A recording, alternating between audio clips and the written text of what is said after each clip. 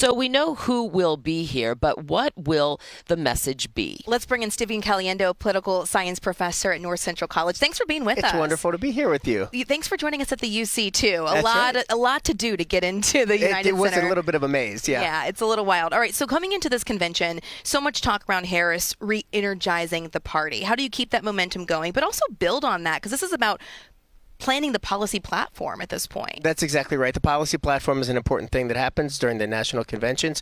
One of the things that was important here, we always knew that this was going to be a later convention, very late. So it was late because the incumbent party goes last. The Republicans had theirs late, but then we had 2 weeks of the Olympics. And so everything got pushed back. It was already going to be a shortened presidential campaign. But then, of course, changing nominees in partway through, now everything's very much accelerated. So there will be somewhat of a bump. We just saw the CBS poll with it looks like a 50-50 in the key states.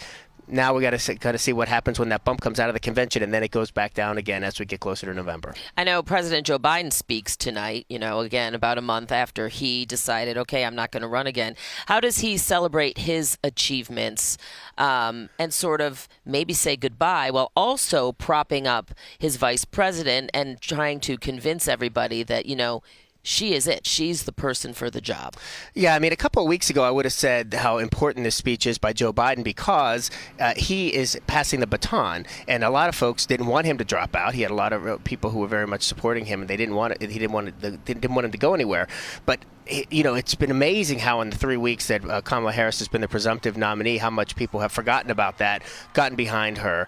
However, this is sort of a transitional period. This is one of those symbolic marks where we can look back and say this is when the baton was passed, not just to Kamala Harris directly, but to a new generation of Democrats. Right. And something we've heard so much lately, and I think is so true, is a lot of people still don't know Kamala Harris, That's right. Who she is, her background, where she comes That's from. right. So talk to us about that. What's a strategy going into this of how she lets people know who she is and how all of the people speaking also speak to that?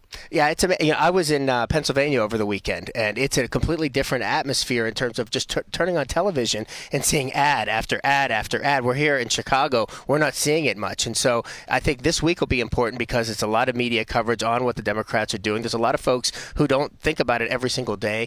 They're tuned in now. And so we're going to find out sort of how they're going to learn about who Kamala Harris is. They know who Donald Trump is. He was president for 4 years. He's been on the scene for a long time. But this is her opportunity to introduce, because even though it may not be a swing state, the activism that would happen here, making phone calls, fundraising, getting people excited about Kamala Harris's presidency is important locally too. And now, of course, the national spotlight's on Chicago as well. All right, Professor Steven Maynard Caliendo, you'll be with us all morning, and I know we look forward to hearing more of your insight. Thanks so much. So much more to talk about. All right, so thank you, Steven, again, and we'll be chatting with you throughout the morning, so make sure to stick here with us at 5:15. Stay right there in that chair. Please stay.